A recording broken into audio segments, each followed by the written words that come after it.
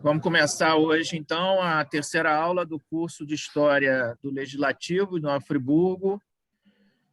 Agradecendo mais uma vez aí a colaboração, né, dos servidores da Câmara, a Priscila aqui, que é a secretária da ELENF, a Fernanda Guimarães, do setor de comunicação, que também coordenou comigo o livro Memórias do Legislativo Friburguense. Esse curso, para quem está chegando hoje, ele conta com a participação de autores, né? Historiadores, autores desse livro, Memórias do Legislativo Friburguense, para a gente trabalhar alguns temas relativos à história do Legislativo, a Câmara Municipal, né? Desde a sua fundação, em 1820, e passando por vários aspectos da vida política no nosso município até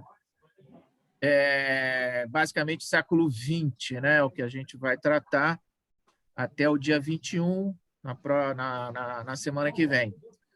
Então, hoje a gente tem o prazer de contar com o professor de História, historiador Rodrigo Marins Marreto. Eu também tive a honra e o prazer de ter como excelente, brilhante aluno na Faculdade de Filosofia Santa Doroteia. O Marreto é formado, então, em História pela Faculdade Santa Doroteia, tem especialização em História do Brasil pela Universidade Cândido Mendes, é mestre em História Social pela Universidade Federal Fluminense, no ano de 2013, e doutor também em História Social pela UF, 2019. Autor do livro A Escravidão Velada, Senhores e Escravos na Formação da Vila de São João Batista de Nova Friburgo, no período de 1820 a 1850, que é um dos volumes da coleção, né, Nova Friburgo, 200 anos de lutas e resistência, que é um box, né, uma coleção da qual participamos eu e o professor João Raimundo também, editada pela Revan, com patrocínio, né, da Fundação Lauro Campos e Marielle, Lauro Campos Marielle, que é uma fundação ligada ao pessoal. Esse livro foi publicado no ano de 2018, né, fazendo, de certa forma, o contraponto à história oficial de Nova Friburgo. O Marreto também é autor do artigo Insurgência Escrava na Vila de Nova Friburgo, período de 1820 a 1850, um dos artigos do livro Teia Serrana II, Novos Temas e Novas Abordagens. E no livro dos 200 anos de memórias, né, dos 200 anos da Câmara, memórias do Legislativo Friburguense, ele é coautor, né, do artigo sobre o Jean Bazé, junto com o Gabriel Frazão, e é também autor do texto Caminhos e Descaminhos de um Político Local, considerações sobre as estratégias e a trajetória de... Errei, não é esse, não. Nas rotas do café e da escravidão. Estava lendo o artigo do Gabriel. Um estudo das dinâmicas socioeconômicas da Vila de Nova Friburgo, 1822-1888. Por isso, por conta desse artigo e por conta das pesquisas, né, que o Marreto desenvolve já há algum tempo sobre esse período da história de Nova Friburgo, é que nós convidamos, e ele prontamente atendeu a esse convite, para falar hoje sobre economia e sociedade no século XIX. Marreto, mais uma vez, muito obrigado pela sua presença aqui e eu tenho certeza que nós teremos mais uma aula muito boa, e o pessoal que está participando, e mais uma vez aí eu peço aos participantes do curso que deixem para fazer as perguntas no final da exposição do Marreto. Vocês podem, se quiserem, já ir colocando ao longo da exposição dele no chat, né? Os questionamentos, as dúvidas, mas ao final da exposição dele a gente abre para esse momento do debate. Tá? Então, Marreto, fique à vontade e muito obrigado por você ter atendido prontamente a esse convite. Rico, obrigado você por tudo que você disse aí, né?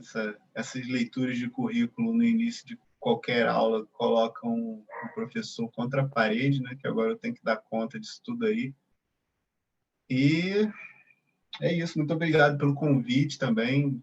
Prazer estar falando com todos vocês aí. Tem alguns que eu conheço, tem uns que eu conheço só de rede social e nome, assim, mas é um prazer. Se vocês quiserem ir registrando aí as dúvidas de vocês ao longo da aula, sem nenhum problema. Se a dúvida for muito, né, insistente, você pode até interromper e pedir a palavra, eu abro a palavra para você e você faz a sua intervenção.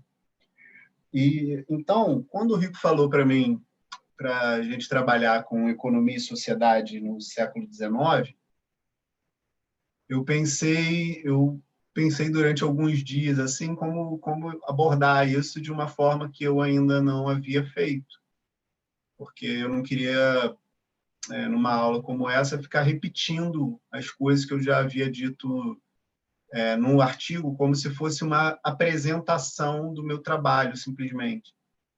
Principalmente desse trabalho que o Rico citou, da Câmara. Eu quero fazer algo um pouco diferente hoje. Hoje eu quero abordar uma tentativa de revisão daquilo que eu venho fazendo, pelo menos desde quando saí da faculdade, né, em torno de 2006, quando eu terminei o curso, até o final de 2013, quando eu terminei o mestrado e comecei a pesquisar para o doutorado. Então, o objetivo não é só falar sobre a economia e a sociedade da Vila de Nova Friburgo, mas como eu cheguei a construir a minha visão dessa economia e dessa sociedade. Tá? Então, esse é um exercício que eu ainda não fiz. Né? Essa é uma fala que eu ainda não emprestei para ninguém. É a primeira vez que eu falo para vocês. Bom, a primeira coisa, quando eu saí da faculdade, que me incomodava desde a época que eu tive as aulas com o professor João Raimundo a respeito da história de Nova Friburgo, era a quase ausência, né, dos estudos sobre escravidão. E aí, quando eu digo quase ausência, eu estou chamando a atenção, obviamente, para os estudos de Gioconda Lousada, de José Carlos Pedro, um ou outro estudo do Jorge Miguel Maia, né, em parceria com o Edson Lisboa, mas nada que tivesse analisado, ou pelo menos tentado analisar, já que isso seria impossível, né, a totalidade da história de Nova Friburgo no que diz respeito à sua conformação social. Então, na minha concepção, faltavam alguns elementos que, para mim, eram inevitáveis de estarem presentes naquela realidade, mas que, de alguma forma, haviam sido apagados dessa realidade, ou pelo menos, né, com a tentativa de apagar essa realidade, ocultaram a história dessas pessoas.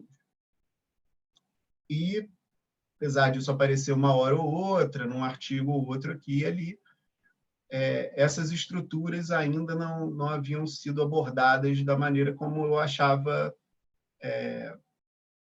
mais adequado. E essa maneira que eu considero, então, mais adequada era fazendo alguma quantificação com algum tipo de fonte que permitisse a seriação desses documentos, que eu pudesse colocar os documentos em série, cobrindo uma quantidade de bastante razoável, que é entre 1820 e 1850. Então, eu falei assim, pensei assim, onde que eu vou achar esses documentos, né? Lugar que eu vou encontrar esses documentos. E os outros livros que eu li sobre história do Rio de Janeiro, os livros do Sidney Chalub, me apontaram dois caminhos, né? E de outros autores também, obviamente, mas me apontaram dois caminhos. O livro do Ricardo Salles também foi fundamental nessa época. E os caminhos eram os seguintes: ou procurar a história de Nova Friburgo nos processos judiciais, ou então nos arquivos da Igreja Católica. E para esse fim que eu tinha em mente, que era trabalhar com uma seriação desses documentos, né? Eu logo considerei que o arquivo da Igreja era mais interessante para mim. Então, o que o historiador faz quando ele encontra lá um monte de registros de batismo de escravo? Ele anota a idade dos escravos que foram batizados, se eram adultos, se eram crianças, se eram ingênuos, se tinham acabado de nascer. O nome dos pais, se constar, e o nome dos padrinhos, para tentar entender as relações, né, que esses indivíduos construíam na hora do batismo. Essa foi a primeira documentação sobre a qual me debrucei e que ainda não havia estudos sobre ela. Tá? E isso foi bastante interessante. Eu recolhi os documentos ainda de forma muito incipiente, muito inocente ainda, mexendo com os documentos, sem muito saber como fazer aquilo ainda, aprendendo no percurso, né? Que é um pouco o caminho do historiador mesmo. Né? Ninguém chega para você e fala assim, olha, você vai montar a tabela com isso, né? A experiência, sua experiência com o documento é que te permite montar esse tipo de documentação. Então, tendo essa documentação já separada, eu falei, isso não é suficiente para dar conta desse tempo que eu estabeleci, e então eu preciso procurar outros documentos sobre escravidão em Nova Friburgo. E esses livros, os quais eu citei, apontavam também para os documentos cartoriais. E aí que eu descobri no ofício um grande manancial de fontes que informam sobre a história de Nova Friburgo e permitem que a gente vá, entre esses vários corpos documentais, costurando alguma coisa para que a gente possa tirar algumas conclusões sobre a análise desses documentos. Nesse momento que eu pesquisava a história de Nova Friburgo, era muito comum ainda as pessoas terem em mente que Nova Friburgo era uma cidade exclusivamente suíça, com características brancas, e né, essa questão que o João Raimundo trabalhou bastante no mito da Suíça brasileira. Né? Mas o que eu tentava entender naquele momento era, tudo bem, o João percebeu e entendeu esse mito e como ele foi divulgado ao longo do século XX, né? Como ele se constituiu como mito ao longo do século XX.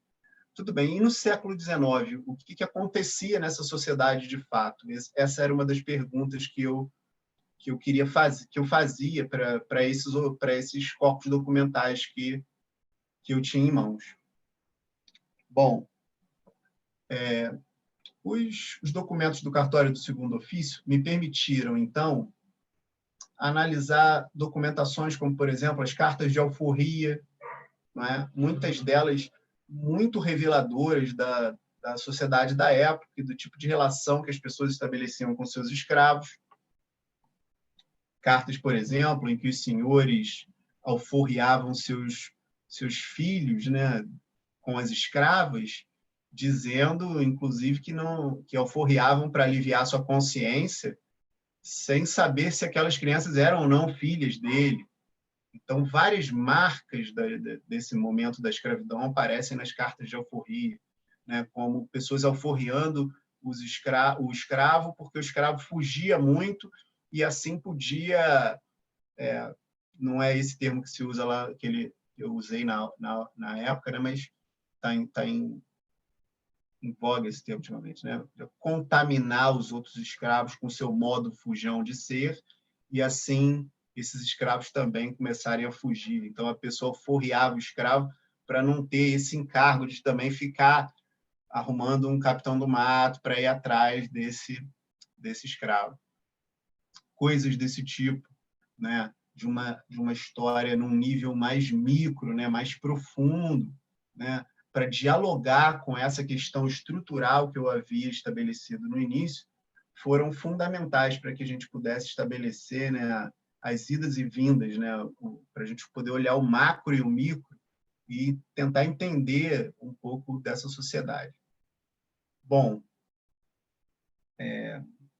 um trabalho de mestrado, pessoal, é um trabalho bastante curto, né? É um trabalho de apenas 2 anos, e você, no primeiro ano do curso mestrado, você tem que fazer 4 disciplinas.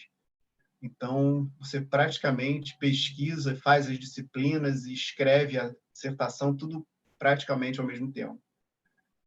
E, por ser curto, esse foi um trabalho mais curto também. E o que eu tirei desse trabalho, né? Porque quais eram as minhas perguntas, né? Quais eram as minhas hipóteses de trabalho, e como eu cheguei a as conclusões que resultaram na ideia que hoje já é bastante difundida, acho que às vezes até sem se referir a quem deu início a essa ideia, de que Nova Friburgo era uma sociedade escravista.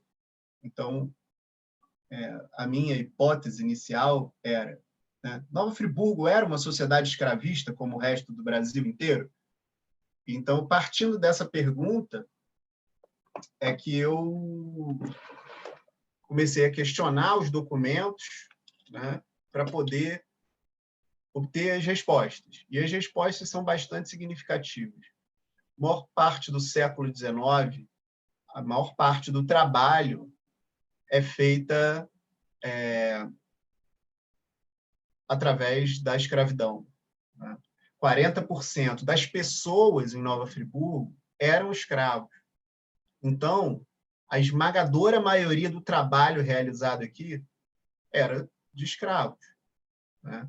E quando eu falo trabalho, eu estou me referindo, obviamente, à labuta braçal, né? Nas fazendas, principalmente aqui em Nova Friburgo, né? Naquilo que a gente chama de distrito da vila, com produção de alimentos, tubérculos e outras coisas, e em duas centrais regiões, Nossa Senhora da Conceição do Paquequé e São José do Ribeirão, com a produção cafeeira.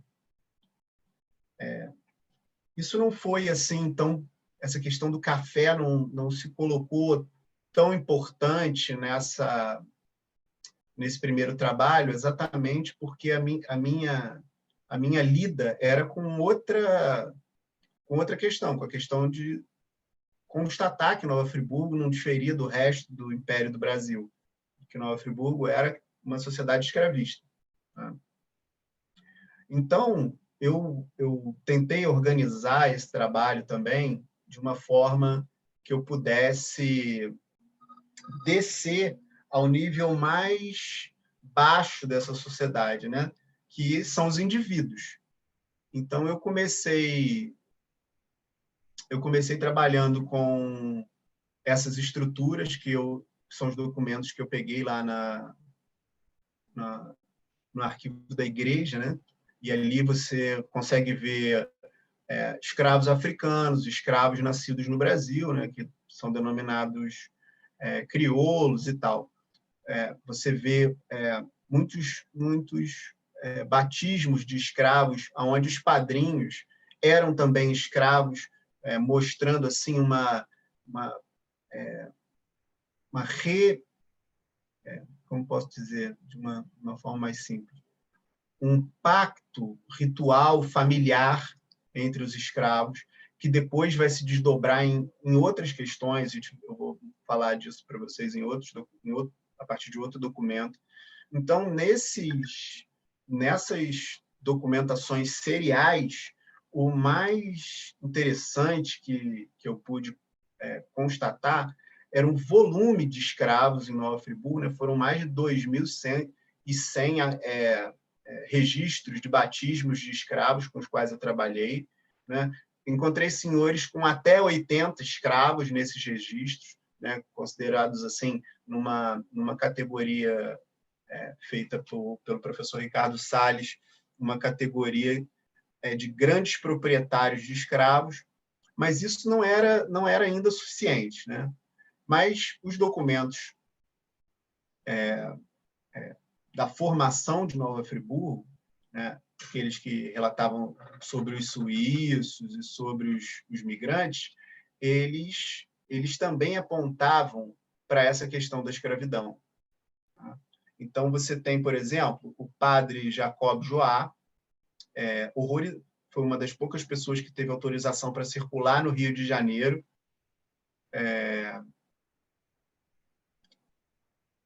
Foi uma das poucas pessoas que tinha autorização para circular no Rio de Janeiro, e quando ele desceu do barco, no seu diário, ele relata o horror da escravidão, né, como aquela situação era terrível, e no ano seguinte, já aqui na vila de Nova Friburgo, ele mesmo batiza os seus escravos.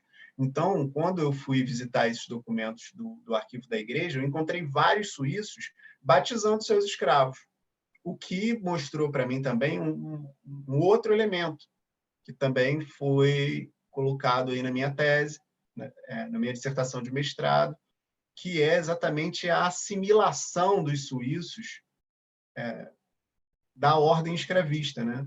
Como os suíços assimilaram essa ordem senhorial escravista muito rápido. Então, muitos suíços, assim que puderam, migraram para terras quentes, por conta das condições que já devem ter narrado para vocês da chegada deles aqui, das condições que aqui existiam. Esses suíços, eles... Gente, vou pedir licença a vocês só um minutinho. Estão me ligando aqui o tempo todo, eu não posso desligar o telefone, porque eu estou marcando o meu tempo aqui, senão eu falo demais. Então, esses suíços tinham assimilado essa ordem senhorial escravista, né? Assim que puderam, migraram para regiões mais quentes, plantaram café e ganharam dinheiro com a escravidão. Isso é bastante significativo na nossa sociedade, né? Na formação da sociedade friburguense. Então, esses eram os elementos que assim, eu tinha à mão e organizei da seguinte forma, que eu vou explicar agora.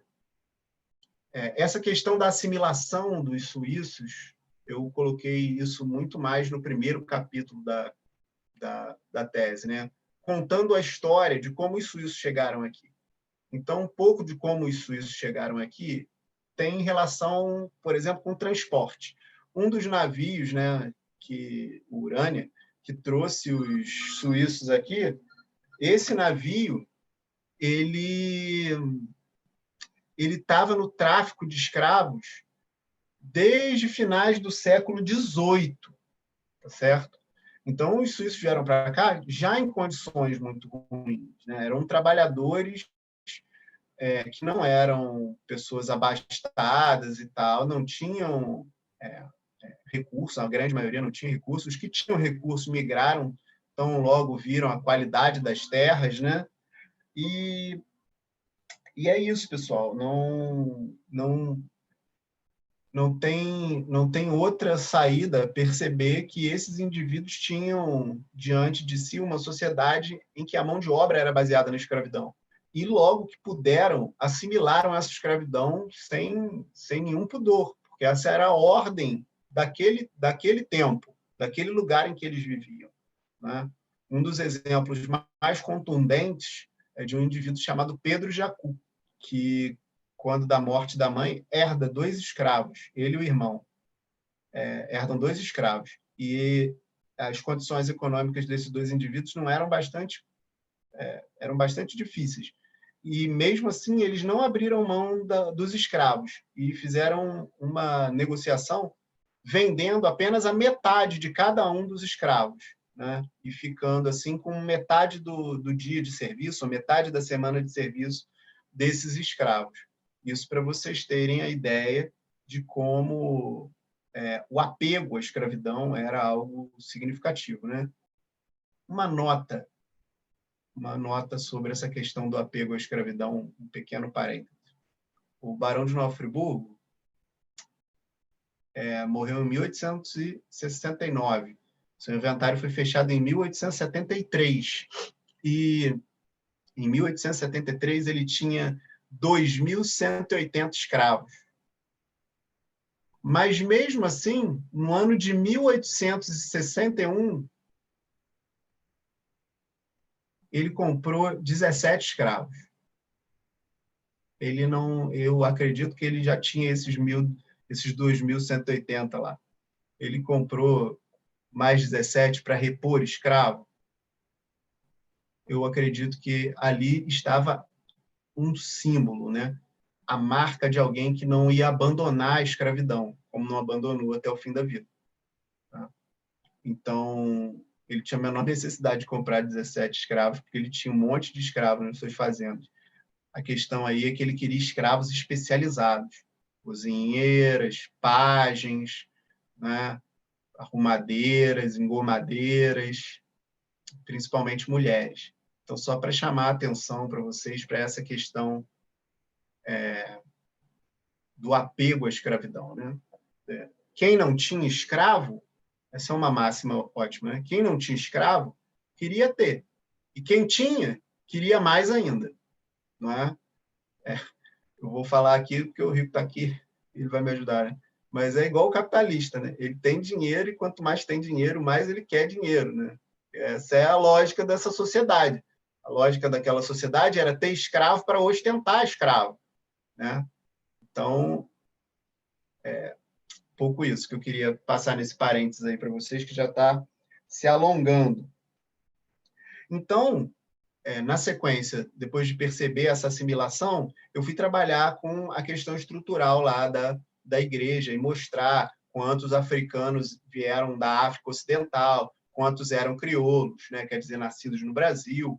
E isso foi o meu segundo capítulo, fundamentalmente, né? Trabalhando em diálogo direto com a questão das cartas de alforria e, em alguns casos, conseguindo cruzar documentos do arquivo do batismo com as cartas de alforria. Né? É esse o trabalho, né? Tentar montar uma colcha de retalhos para tentar contar uma história. E no último capítulo desse livro que o Rico citou, e que é a minha dissertação de mestrado, o que eu percebi? Com quem que eu trabalhei? Eu trabalhei com um documento que já havia sido trabalhado por vários outros historiadores, um documento do Poder Judiciário, né, um processo-crime, em que um escravo matou um ferreiro de uma fazenda. Tá certo? Então, a gente está falando aqui do processo-crime da fazenda Ponte de Tábuas, que se localizava ali mais ou menos na região de Conselheiro Paulino, e que teve, né, essa fuga reivindicatória dos escravos, né, teve como figura central um indivíduo chamado Antônio Pernambuco. Antônio Pernambuco é um escravo provavelmente vindo do norte, né, principalmente aí no final dos anos 40, o cerco contra a escravidão já se apertava e muitos escravos já eram trazidos do Nordeste para cá, né? Principalmente quando das secas no Nordeste, né? Isso vai se deflagrar de uma maneira bastante contundente na década de 70, mas isso é outro assunto. Mas então, Antônio Pernambuco junto com outros 19 escravos, fugiram para as matas limítrofes da fazenda Ponte de Tábuas, e dali reivindicavam que o feitor da fazenda fosse retirado da posição de feitor. E por que eles fugiram e foram lá para essa mata, ficar lá pegando chuva, né, e de vez em quando voltando à fazenda para pegar os alimentos que a fazenda produzia, para poder se alimentar lá na sua alcova lá? Enfim, por que eles fizeram isso? Porque esse administrador da fazenda, ele impunha castigos muito violentos aos escravos da fazenda, sabe? Então, ele já havia levado a óbito 2 escravos. Quer dizer, ele matou 2 escravos, né? Matou 2 escravos. Acutiladas de facão, acusando esses escravos de terem roubado feijão no paiol da fazenda. A questão é que o processo crime mostra que essas mortes também envolviam uma dose de ciúme, né, e uma dose de violência senhorial, né? No caso não é nem senhorial, né, mas em nome do senhor. Enfim, em março, mais ou menos, se eu não me engano, esses escravos ali, muito castigados pelas chuvas, decidem voltar para a fazenda. E por algum acaso do destino, esse foi o mesmo dia que o administrador e o ferreiro marcaram de fazer uma ronda para buscar esses escravos. Lembrando a todo momento que Antônio Pernambuco, figura central, era contra voltar para a fazenda, enquanto o administrador não saísse de lá. Então, naquela noite chuvosa, Antônio Pernambuco, escondido atrás de uma moita com seus parceiros, Silvestre e Criolo, ele pulou para cima de um vulto e acertou esse vulto com golpes de foice, de algum objeto desse tipo aí, levando o ferreiro da fazenda a morrer. Os escravos se entregaram e isso deu origem a esse processo crime. E esse processo crime é um documento fantástico, exatamente porque permite que os escravos contem as suas versões da história. E é aí que surge essa questão do ciúme, né, da violência desse senhor. E o próprio Jacob Gorender diz, né, que o escravo só era humano na hora do crime, né, porque era ali que ele era ouvido em alguma instância.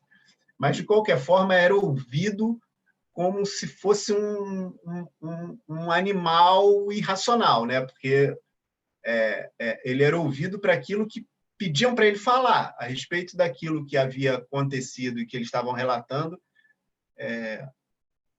Pouco se importavam, como, por exemplo, com a morte dessas 2 pessoas, né? A morte desses 2 escravos. Os escravos falaram, todos eles que depuseram, falaram que o Senhor matou esses escravos. E, em momento nenhum, esse indivíduo é questionado sequer se foi isso mesmo, se ele matou mesmo ou não matou os escravos. Entende? Ele não é nem questionado a esse respeito, sabe? Isso essa não é a questão ali. A questão é que um grupo de propriedades fugiu e a gente precisa resolver. Só que essas pessoas não levavam em conta aquilo que o historiador leva em conta, né? Essas pessoas, esse grupo de coisas vendidas e compradas, eles pensam, eles têm história, eles têm identidade cultural, eles criam parentescos. E um desses parentescos, por exemplo, fica muito nítido quando Silvestre Criolo defende Antônio Pernambuco das acusações que estavam fazendo sobre ele ter atacado o ferreiro e tudo mais. E defende por quê? Porque Antônio Pernambuco era padrinho dos seus filhos.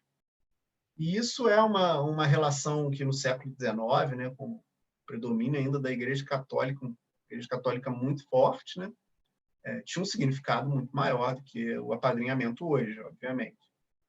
Então, esse parentesco ritual consagrado ali levou Silvestre Crioulo a ser condenado junto com Antônio Pernambuco a penas de açoite, porque ele não quis abandonar o amigo na hora, né?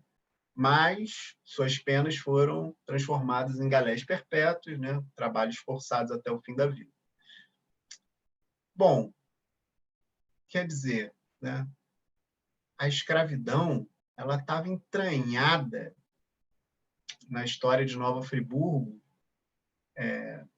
desde o seu princípio, né? Desde antes da chegada dos suíços, a própria compra da fazenda do Morro Queimado já envolveu a propriedade de escravos, né? A própria coroa tinha fazendas aqui, né? A fazenda do Córrego Dantas, por exemplo, que possuía escravos. Mas não é só uma questão de ter escravos, porque as pessoas ficam assim, não, mas tinha escravo, mas era menos que em tal lugar, era menos que não sei aonde. A gente não está falando de quantidade, a gente está falando de proporção, entende? É disso que a gente está falando. A gente está falando da esmagadora maioria das pessoas que realizavam trabalhos aqui que eram escravos. A gente está falando de 40% da população que teve, até bem recentemente, sua história negada, sua história apagada, né? Num nível em que as pessoas não conseguem procurar os seus ascendentes, né? Porque não tem nem sobrenome. Sobrenomes são comuns, assim, são comuns a todos, né? Silvas são, enfim, outros desse tipo aí. Nenhum problema com os sobrenomes, tá, pessoal? Só porque isso é uma marca desse apagamento, né? Então, o resgate dessa documentação é muito importante.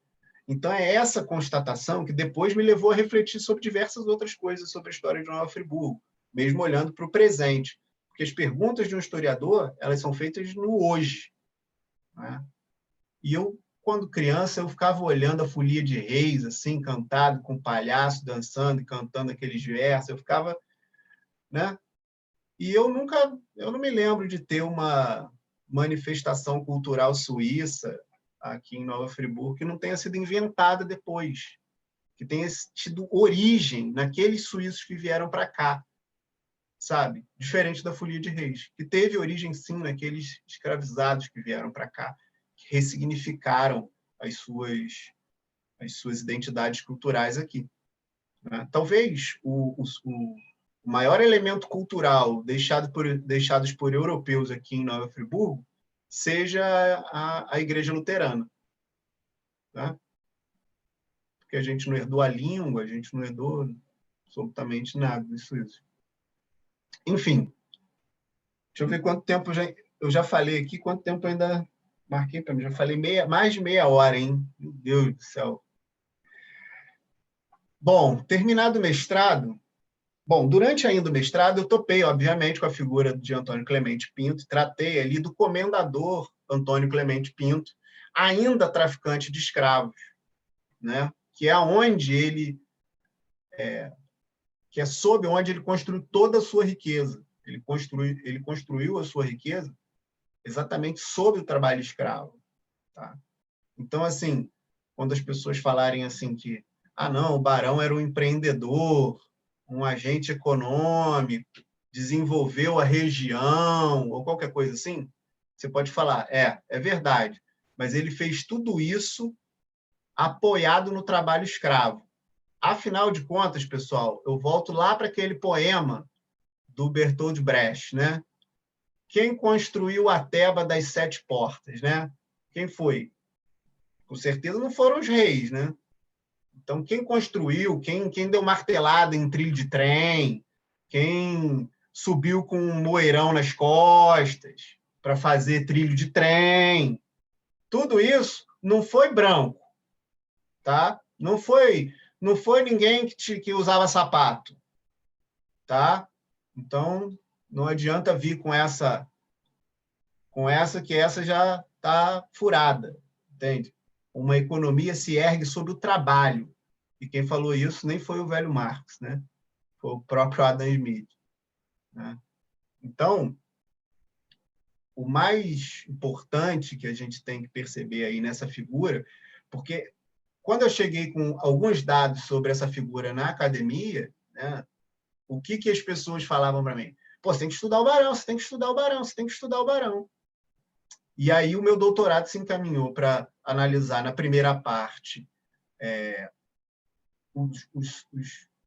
as raízes da questão cafeeira em Cantagalo, e também tentando olhar já, tentando dar uma pincelada nos elos que uniam Cantagalo e Nova Friburgo numa dinâmica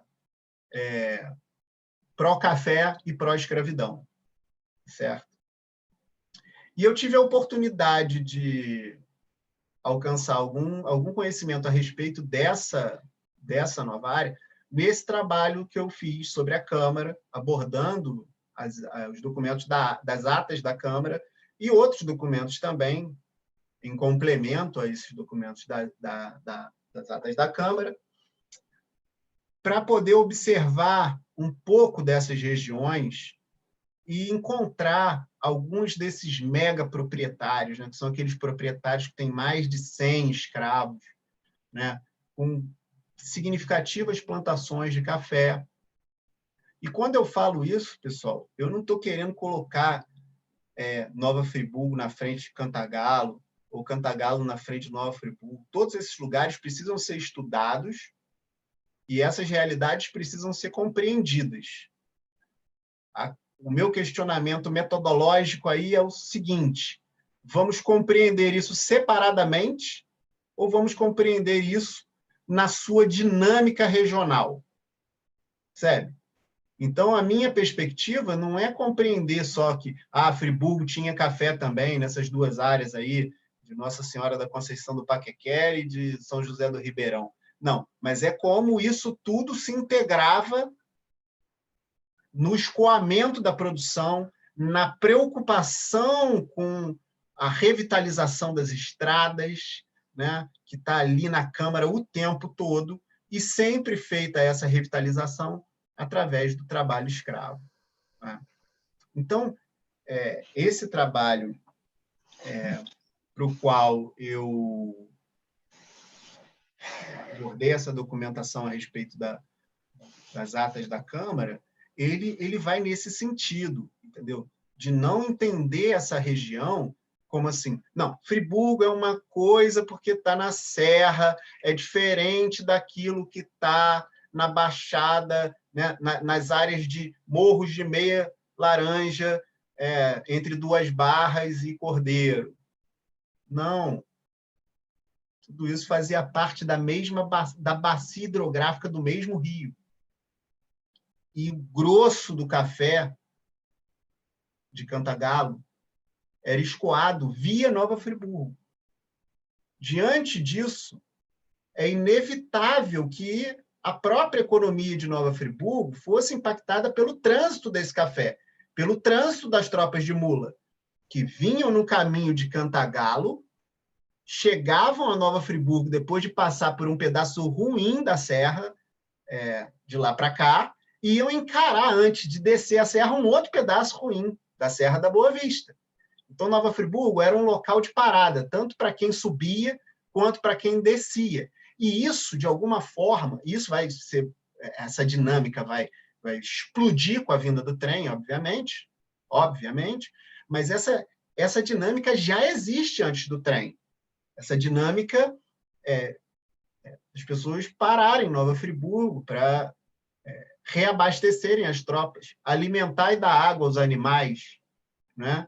E isso, obviamente, gerava algumas trocas, isso gerava também o embarque do café de Friburgo nas mesmas tropas, não é? Então, tudo isso precisa ser levado em consideração, não é? Para que a gente tenha um quadro dessa sociedade que não seja assim, não, importante é lá, importante é só o centro da economia cafeeira, que eu estudei o centro da economia cafeeira, que é Cantagalo. Você pegar o primeiro capítulo e o segundo capítulo da minha tese de doutorado, eles estudam especificamente a centralidade de Cantagalo na produção cafeeira. Agora, a questão é, só existe o centro? As periferias desse sistema não vamos dar nenhuma consideração a respeito dessas periferias? Elas podem ficar sem análise? E Friburgo era essa área periférica da bacia do Rio Paraíba, que contribuía também com sua pequena parcela de café para aquilo que era o café de toda a área oriental da bacia do Rio Paraíba, que englobava Nova Friburgo, Cantagalo, até São Fidélis, né? Passando aí por Sapucaia e outros municípios. Né? Então, olhar a coisa como um sistema e não como um quadro estanque. Não, primeiro eu estudo aqui uma coisa, depois eu estudo aqui a outra coisa. Quando que essas coisas se juntam? Então, essa dinâmica, ela precisa ser evidenciada, não é? E a gente precisa parar com essa história de bairrismo. Mais importante é aqui, mais importante é ali. Mais importante é fazer história, não é? Isso é o mais importante. Não importa se é a história de Friburgo, se é a história de Cachoeira de Macacu, não interessa. Interessa que história precisa ser feita e precisa ser feita com qualidade. Com análise de documento, análise de fonte, né, para que a gente possa ter realmente um quadro no qual a gente possa confiar. Né? E os trabalhos de história, pessoal, são exatamente para isso mesmo, para que a gente questione. Essas teses que eu estou falando aqui para vocês, que eu desenvolvi até agora, elas devem ser questionáveis de vários outros pontos de vista, não é? Mas a gente não pode fazer proselitismo do nosso lugar, falar que Friburgo é mais importante que o outro lugar ou que o outro lugar é mais importante que Friburgo. Isso depende do interesse do historiador. Se o historiador está interessado em estudar essa periferia que é Friburgo, bom para ele. E deixa ele seguir o caminho dele. Né? E se o outro quer estudar uma região central, ótimo também. Os dois estudos vão ter validade, desde que baseados em documentos e numa metodologia que atenda às necessidades daquele estudo. Bom, esse trabalho foi fantástico também por poder perceber alguns desses carregamentos de café que saíam de Cantagalo e rumavam para o Rio de Janeiro, né? Um volume bastante significativo.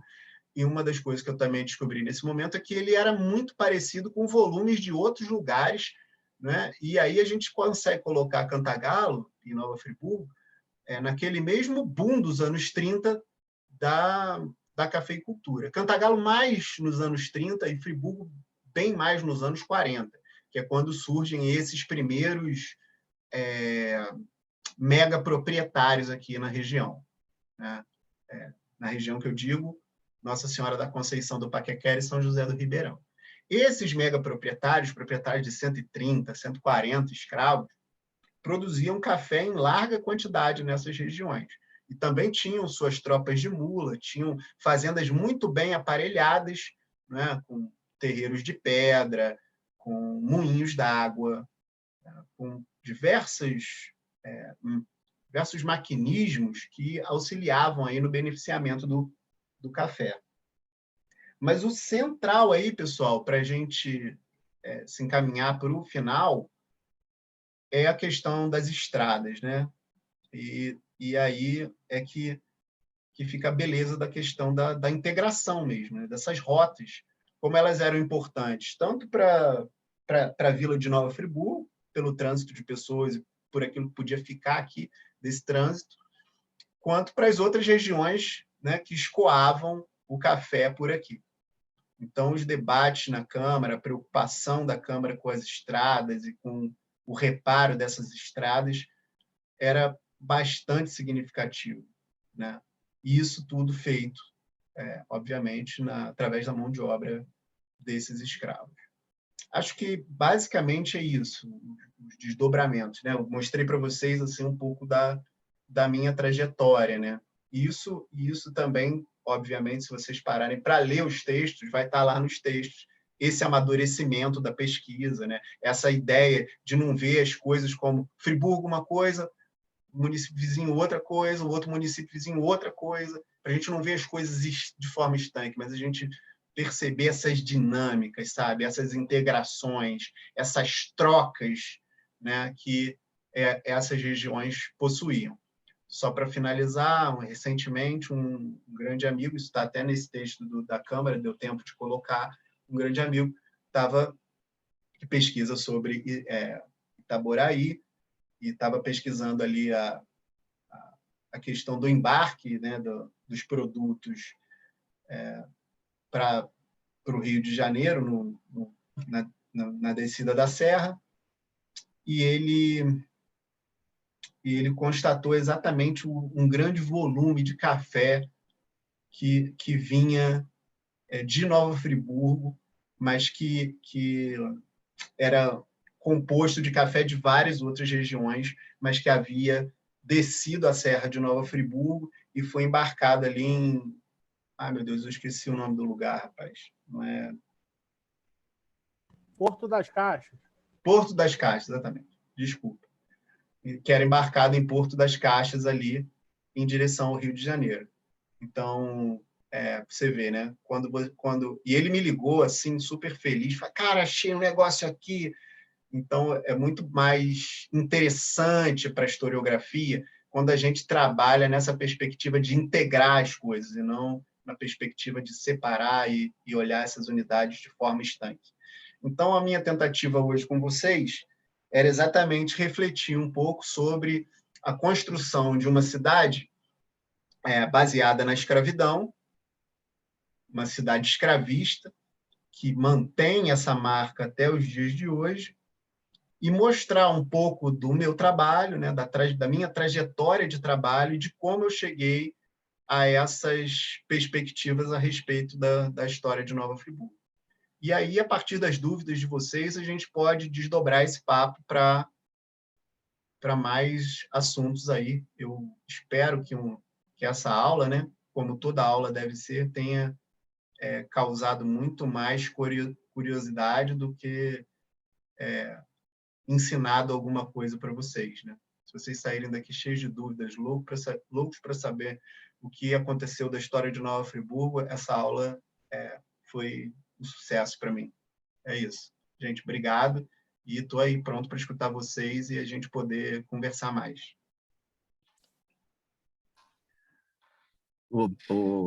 Marreto, muito obrigado aí pela sua exposição. Eu vou abrir, então, para o pessoal fazer as perguntas, mas eu já quero fazer uma. Além do café, né, a gente sabe que Friburgo também desenvolveu outras economias, né?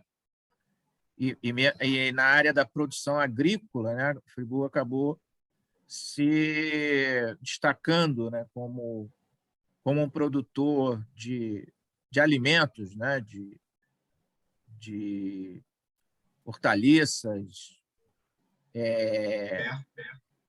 e também, como você me disse, né, o sistema integrado era também uma necessidade de abastecimento da própria região cafeeira, Cantagalo, né, onde essa produção acabou ocupando, a produção cafeira acabou ocupando quase a totalidade das terras, né, se eu não estiver falando besteira.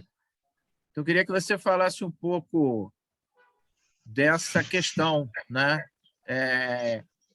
E até de como muitos desses suíços, famílias suíças que vieram para cá, os descendentes, foram obrigados a se deslocar para outras regiões, para fora do centro aqui, e onde eles também acabaram se desenvolvendo essas outras formas de cultivo. E se você sabe, se nessas regiões também, onde não era produzido café, se também tinha escravo. Se você quiser... Eu já respondo agora ou eu vou fazer um bloco? Acho que você pode ir falando. Eu vou pedir ao pessoal para que quiser perguntar, pode colocar no chat, por escrito, ou depois pode abrir o microfone e falar diretamente. Mas acho que você já pode responder. A riqueza em si, ela, obviamente, o café, né, ela chegava com o café, a riqueza. Mas ninguém vive de café, né? Então, esses suíços, quando chegaram aqui, a principal tarefa deles era arrumar terra para poder subsistir primeiro, né? Porque as terras que foram dadas para esses escravos, ou para esses suíços, eram terras muito ruins, né? Eram terras pedregosas ali no Cônego. O Sr. João Raimundo aponta até ali um pedaço ali do Imperador ali. Como é que o sujeito vai plantar qualquer coisa num morro escarpado, cheio de pedra, rocha magmática? Não tem como, né? Então, esses sujeitos precisaram migrar. E migraram exatamente para isso, para a subsistência, né? Uma das primeiras migrações foi para a área ali de Lumiar, onde os suíços foram convidados vamos dizer assim, a acabar com o quilombo, né? Destruir um quilombo. E aí, a partir daí, Dom Pedro I deu a eles a carta de direito sobre aquelas terras, né? Inclusive incluindo aí um mapa dessas terras, né? Então, é muito forte essa questão da agricultura de subsistência e de abastecimento, como você falou, Rio.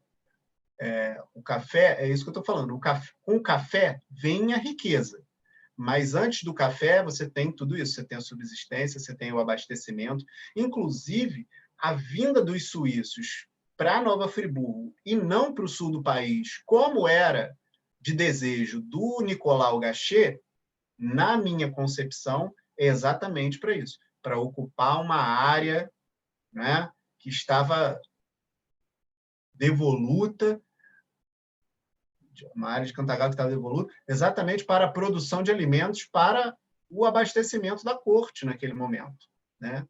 A gente está falando aí de 1818, 1817, né? Então, um pouco disso também, porque o café em Cantagalo ainda não era também, em 1817, uma potência, né? Ele vai ser na década de 30, porque ele está sendo plantado em 17. Né? Ele está sendo plantado ali em 17, 20. Quando chegar em 1930, ele vai ser uma potência.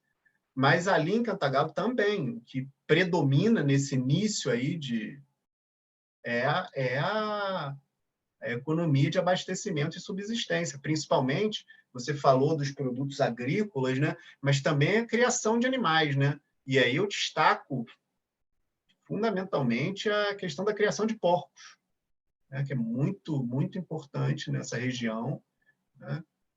Para a alimentação das pessoas e dos escravos, né? E você... acho que era isso, né? Lembrar que Lumiar é um grande produtor de tubérculos, né? De inhame e tal, que era uma das bases da alimentação do pessoal quando chegou aqui. Mas você tem colonos, assim, né? Só para falar uma exoticidade mesmo, tem colonos que chegaram aqui, cara, e desenvolveram criação de bicho da seda, sabe?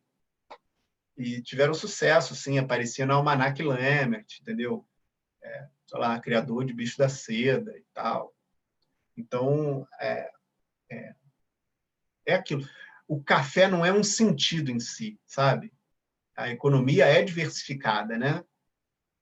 As pessoas me perguntavam muito isso na tese, porque eu falava do Barão de Nova Friburgo e a economia sobre a qual o Barão de Nova Friburgo gerenciava era uma economia completamente diversificada.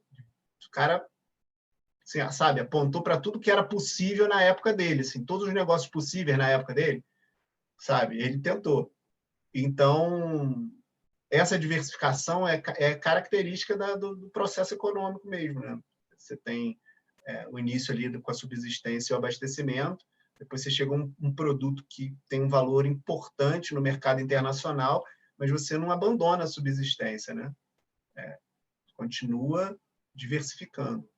E os cafeeiros, sim, Rico, ocupavam a maior parte das terras, sim, né?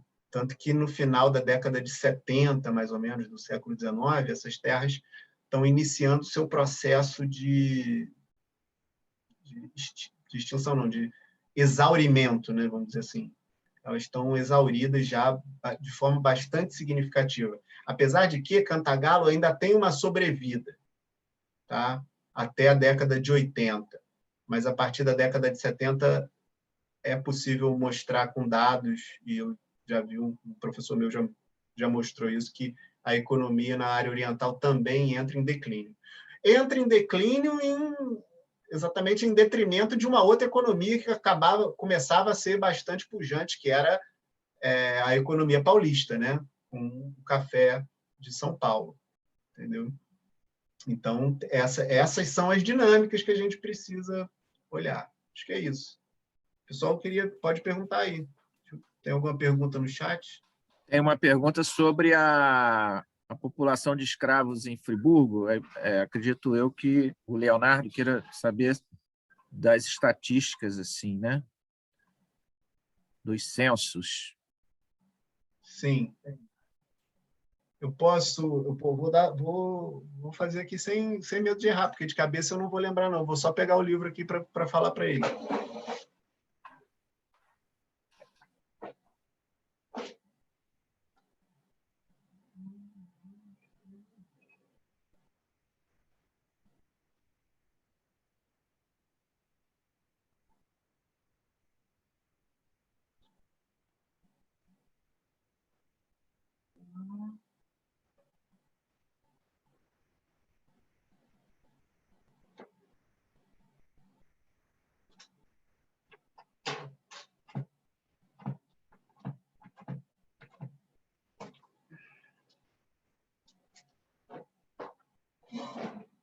Ele quer saber o número total de escravos, não é isso? Ô, Leonardo, pode falar aí. Isso, na verdade, quero saber qual é a circulação de escravos aqui no século XIX, na Friburgo, e a partir de quando começou o declínio da comercialização de escravos. Obviamente, não foi com a promulgação da Lei Áurea. Eu queria saber até quanto tempo depois da promulgação perdurou e, efetivamente, a gente pode falar que se extinguiu aqui na Friburgo.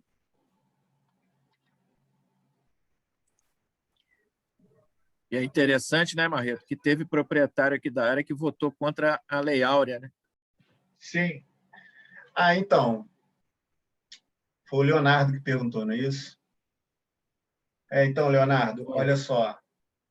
Essa coisa da quantidade de escravos, né, que você estava perguntando, né? O volume de escravos. Né?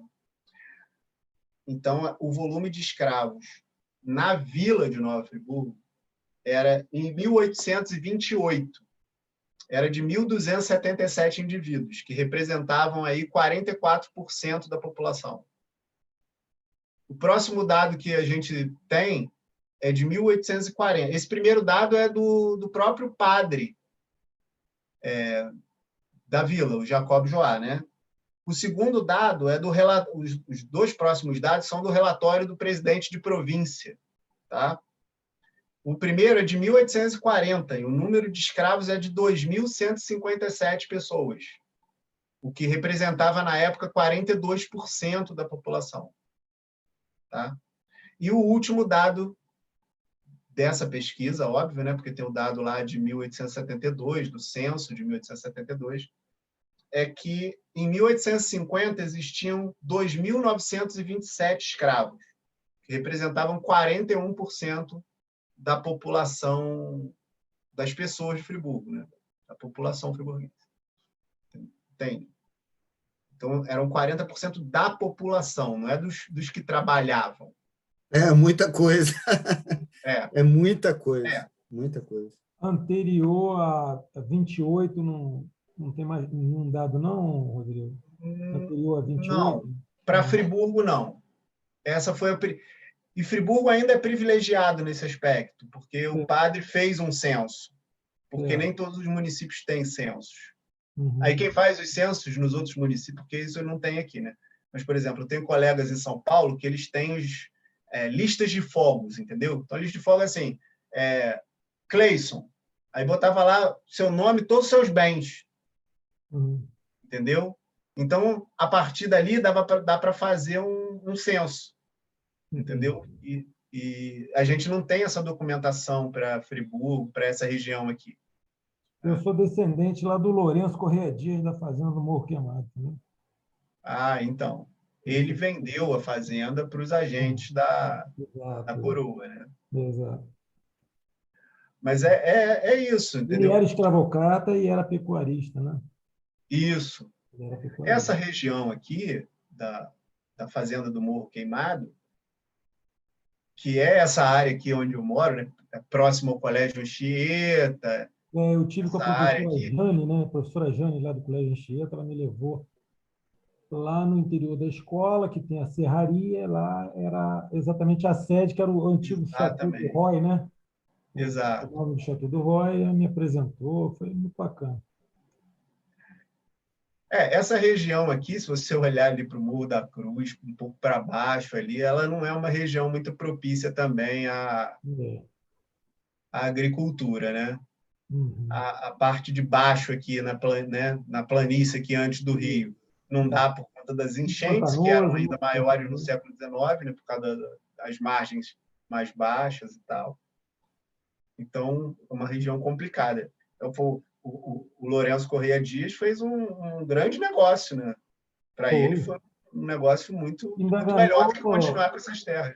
Eu tive levantando alguma coisa lá na Fundação Dom João VI, e ele foi, eu acho, o primeiro juiz ordinário aqui da vila, né? Foi. O primeiro juiz ordinário. Essa é outra lenda, né? Algumas redações dele lá solicitando, né? Algumas escritas solicitando reparo de pontes, alguma coisa que eu vi lá. Essa também é outra lenda que tem aqui em Friburgo, dessa coisa dos suíços. Os suíços que entraram para a administração da vila foram 2 ou 3. Quem dominava mesmo a administração da vila eram os portugueses. Os portugueses. Né? Que já estavam aqui há mais tempo, já sabiam como é que... Como eu falei para o Gabriel, minha origem lá da Ilha da Madeira, né? Isso. Aqui foi um lugar para onde veio muito imigrante das ilhas, né? Como eles chamavam. Né? Fulano é das ilhas, Fulano das ilhas, que são as ilhas pertencentes a Portugal, ali, o arquipélago das Canárias, né? Muita gente. E depois, né, como eu estava dizendo, o Barão de Nova Friburgo também trouxe, é isso que eu estava falando, ele investiu em todas as possibilidades do seu tempo. Uma das possibilidades do tempo do Barão era a migração, né, a colonização. E ele investiu em colonos portugueses nas suas terras. Segundo dados de um jornal da época, eram 900 colonos. Então, coloca aí, 900 colonos, mais 2.180 escravos. Olha a força de trabalho que esse sujeito mobilizava. Né? Eu li alguma coisa em que Clemente Pinto, antes mesmo da abolição escravocrata, em 88, ele deu alforria a vários escravos. Já sabendo que isso ia, que isso ia acontecer mais adiante, né? Eu li alguma coisa a respeito. O que a gente tem que ter em mente aí, nesse caso, sobre a questão da abolição, não confundir o primeiro Barão de Nova Friburgo com o segundo Barão de Nova Friburgo. Isso é um... Eu encontrei documentos, por exemplo... Rapaz, como é que é o nome daquele arquivo? Só tô esquecendo o nome de arquivo agora. Arquivo Nacional? Não. Ai, meu Deus. É um arquivo super tradicional, cara. Instituto Histórico Geográfico, não. Instituto... Pereira Passos, no Rio? Não. Instituto Histórico Geográfico Brasileiro. Acho que foi lá. Não me lembro agora, enfim. Cheguei no arquivo, pedi o documento estava escrito lá na anotação do arquivo que era sobre o primeiro Barão de Nova Friburgo. Não, sobre o segundo Barão de Nova Friburgo. Falei, vamos ver, né? É. Bom, quando eu cheguei lá, o documento era de 1850. E nessa data, o segundo Barão de Nova Friburgo tinha uns 15 anos, assim. Ele nasceu em 35, então em 1850, né? Ele não tinha nem idade para estar assinando aquele documento ali, era o pai dele. Exato, era o pai Só dele. que, sabe, as pessoas muito confundem essas duas figuras. Então, assim, na abolição, o primeiro Barão de Nova Friburgo já havia falecido fazia um tempo já. Ele morreu em 1869. Foi o segundo, né, que tomou essa deliberação. Exatamente. Né? Mas aí tem a questão que é importante, né? Essas pessoas, elas estavam antenadas Sim. com tudo que acontecia no mundo, não era só no Brasil. Eles liam os jornais que vinham de Lisboa, né? O Barão tinha antes do trem até, né? Tinha um sistema de pombo-correio, por exemplo. E isso era um negócio que mantinha a fazenda informada daquilo que acontecia no mercado mundial de café, por exemplo. Sim. Né? Então, ele estava antenado com as tensões, por exemplo, entre a Inglaterra e o Brasil a respeito do fim da escravidão. Né? E, obviamente, o segundo barão e o irmão perceberam que a instituição ia acabar, como muitos outros perceberam, e foram, obviamente, né, antecipando, né? entregando as suas propriedades. Né? E assim também conquistando uma moeda de troca. Olha, eu te libertei antes do tempo. E muitos escravos ficaram nas fazendas mesmo, para colher as últimas colheitas do café. Porque também tem que lembrar isso. Quando os escravos foram libertados em 1888, eles receberam só isso mesmo, mais nada. Entendeu? O sujeito era escravo antes, agora ele era livre, mas ele não ganhou um pedaço de terra, ele não recebeu uma indenização. A população escrava passou 300 anos sem ser educada. Educada, que eu digo formalmente em escola. Né? Era proibido que o escravo estudasse. E aí você cola isso com a questão da questão do voto do analfabeto, por exemplo. O analfabeto só veio votar no Brasil em 1988. Quer dizer, 100 anos depois. 100 anos. Quer dizer, essa população que foi alijada do processo de educação, do processo de alfabetização, foi depois alijada do processo político. Né? Essas coisas que a gente tenta observar no hoje também. Quer dizer, vou voltar lá para a questão da abolição, que o Rico chamou uma questão interessante aí, que era dessas figuras, né, como o Alberto Browne, que defendia a permanência da escravidão, falando que a princesa Isabel, inclusive, havia dado um golpe, né, e que se agora tiravam as propriedades dos escravos, logo estariam retirando até as suas casas. Né? E depois reivindica a questão do ressarcimento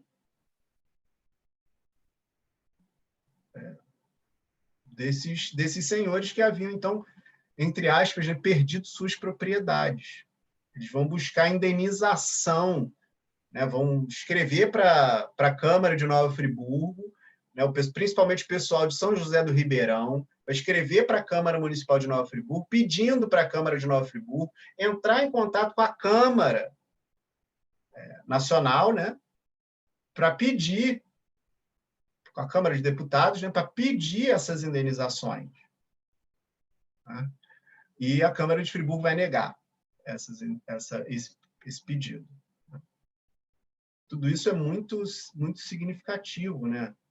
Você veja, era 1888, você tinha ainda uma figura que hoje ainda recebe nome, eu acho que é a mesma pessoa, não posso afirmar com toda certeza, mas é a mesma pessoa me parece que é a mesma pessoa que defendia a continuidade da escravidão em Nova Friburgo, recebe o nome da principal avenida da cidade. Não, é o conselheiro outro, né? Paulino Soares. Dá nome ao 6º distrito de Friburgo. Não. Estou falando Alberto Browne também. O Então, Alberto mais um. Brown defendeu a escravidão nas atas da Câmara de Ah, tá. Vereadores. Tá? O conselheiro Paulino, ele é um deputado importante, né? Mas que vencido por essa questão da escravidão, se retirou para essa região de Cantagalo, aí, onde possui uma portentosa fazenda. Né? Mas votou contra a Lei Áurea. Mas o Alberto Brown, ele tava nas discussões lá da Câmara, onde ele defendia, acusava a princesa Isabel de ter cometido quase um crime ao libertar os escravos, era isso. E tinham... E quem, na verdade, fez... me foge o nome agora, foi um outro vereador que obrigou esse fato a estar registrado nas atas. No dia que o Alberto Brown falou isso a primeira vez, não foi registrado. Aí, na sessão seguinte, esse vereador, que agora a memória me trai, ele chegou e disse exatamente isso. Não, eu quero trazer aqui a fala do doutor Alberto Brown, que falou isso, isso, isso e isso. E aí o próprio pegou a palavra e falou, falei mesmo, e falo mais, e disse mais um monte ainda. Aí disse essa coisa de, se agora eles roubam nossos escravos, já já estarão roubando nossas casas. Né? Que é... E isso tudo é muito simbólico, né? Muito marcante aí para a história de Nova Friburgo, obviamente. Mais alguma pergunta, pessoal? Vocês... Tem. O Marco Melebock quer saber o seguinte: Distrito de Boa Esperança, se você souber responder, óbvio, né? Tem um local denominado de Amargoso, pelo tipo de café produzido. Você sabe se foi uma tentativa de expansão do café para a região de Lumiar? Rapaz, essa coisa do café é muito curiosa, né? É curiosa demais, assim.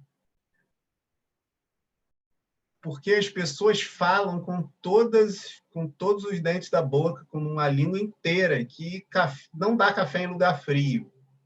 Aí hoje, rapaz, na matéria da Inter TV, mostrou uma senhora ali da região de Conquista, ali, mais ou menos.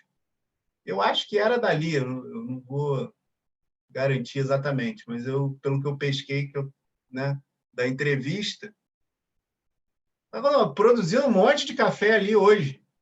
Não, vou falar que é produção de café para mercado internacional, o melhor café do mundo. Não, mas dá café, né?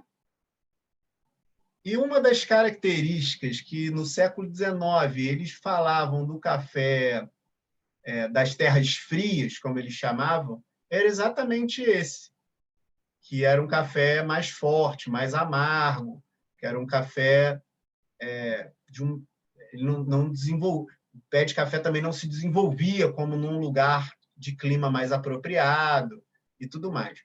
Mas só como curiosidade, eu sou um friburguense nato, né? Eu não tenho mar, eu submontanha, né? E por muitos lugares que eu já passei, assim, sabe? Por exemplo, Furnas do Catete. Você sobe as Furnas, se você reparar, tem um monte daquelas pedras, mas um monte. Já velho, já desgastado, café que não foi plantado, obviamente, para dar fruto. Mas, quer dizer, essa produção, alguma hora, ela também foi disseminada, parece que naturalmente, né? Disseminada por ali. Então, eu já vi café em vários lugares. Conquista, fazendas de colegas, assim, café, sabe? Dá café. Olaria. Na vizinha da casa da minha mãe tinha lá 3 pés de café. Não, Então, com quer dizer, certeza, pode Rodrigo. ser que não seja o melhor café, mas Exato. ele existe também em terras frias, né? Terras frias e, por exemplo, sul de Minas, Paraná, que eu já visitei, são locais frios, é o café arábico, né? Uhum, Exportação depende da seleção, de qual grão, de qual família, genética. Tá? exato. E tem o café de terras quentes, que é o café lá do Espírito Santo, que eu também já visitei, que é o café Conilon, que a gente chama. O café Conilon é o café arábico. O café Conilon, a vertente dele já é para fazer esse café solúvel, né? Esse café que você vê, ele tem essa vertente aí.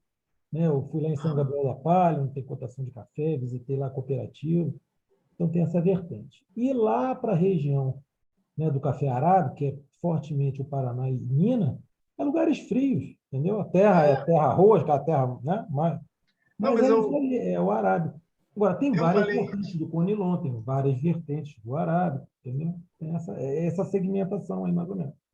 Eu Básica. falei isso, Cleison, porque é muito, muito comum a gente aqui na cidade conviver com o determinismo geográfico e climático. Ah, não tinha escravo aqui porque aqui era frio. Ah, não tinha café aqui porque aqui era alto, é frio, é isso. E esse tipo de determinismo não Não pega tinha mais, índio. cara. Não Índio É tinha muito anda. índio. local a É. coisa, é uma visão muito, Teve um muito, amigo muito aqui no local, muito chat regional, né? que falou, ó, em Benfica as famílias Overney cultivam até hoje. O Pronto. Zertal aí, o Zertal aqui na região do... Pô, eu fui visitar a fazenda aqui na Bom região do Jardim, Bom Jardim, mas ele tem um nome, é Goiabal. Você já foi ali naquele local? Goiabal. Muito bacana ali, cara, muito bacana. Muito bacana. Visitei ali. Ah, É isso ótimo. aí. É uma visão muito regional, como você está falando, é isso aí. Exato. A gente não pode fechar os olhos para essas coisas e ficar nesses determinismos aí. Eu quero, sabe, por que não? Né? Vamos analisar. Era um produto que dava dinheiro, né? Se você não ia tentar plantar num lugar frio, e se desse, né? E eu falo para você isso tranquilamente. E esses Essa primeiros, disseminação natural que aconteceu com os pés de café. Eles os foram, cafés de eles se Java, espalharam café por de lugares que a Java. gente não acredita. Esses primeiros cafés eram os cafés de Java. De Java, exatamente, Tá? né? No Ceilão, que foi primeiro ciclo econômico cafeeiro mundial, foi Java. Depois veio para o Brasil. No final do século XIX, quando Java já estava se esgotando, eles mandaram para cá um agrônomo, vou lembrar o nome dele aqui.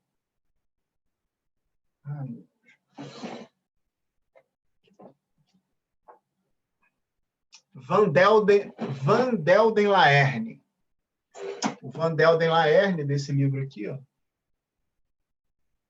Brasil and Java, Report on Coffee Culture in America, Ásia and África, enfim. É um relatório de agronomia, e esse cara veio para cá, ele teve nas fazendas do Barão, por volta ali de 1870, ele teve ali por volta de 1880 e recolheu dados da década de 70 ali, né? Então, assim, esse documento mostra exatamente isso. O que ele estava pesquisando? O que as pessoas estavam fazendo no Brasil para o café continuar ainda produzindo. E aí ele dá lá destaque bastante significativo para as máquinas de beneficiamento que o Barão usava, né? Para a questão do transporte, porque o Barão resolveu, né, assim como outros resolveram também, o problema do gargalo do transporte do café e também da questão da qualidade com que o café chegava no Rio de Janeiro, né? Porque botou o café no lombo de uma mula, choveu no caminho, sabe? O cesto rasgou, poeira, tudo isso impacta lá no preço final. Então, essa criança aqui mostra um pouco disso, dessa dinâmica aí que eu estava falando com vocês. O Marreto, dando uma olhada rapidamente no seu artigo, na verdade, o vereador que se opõe à escravidão era o pai do Alberto Brown. O pai do Alberto Brown. Mas é a mesma família, o João Henrique. E ele debate com o Galeão das Neves, né? Galeão das Neves. Que se apresenta ali como defensor, entre aspas, um abolicionista, né? Eu não sei se ele era ali, então, um abolicionista de ocasião, né? Mas... bem possível, né? Ali, todo mundo... Todo mundo foi se tornou abolicionista no dia da abolição, né? E republicano também. Isso, republicano foi no dia seguinte, né? Assim, então, me perdoem aí pela troca aí do nome. Mas era da Pode mesma deixar família. Avenida Alberto Braune mesmo. Mas a gente podia...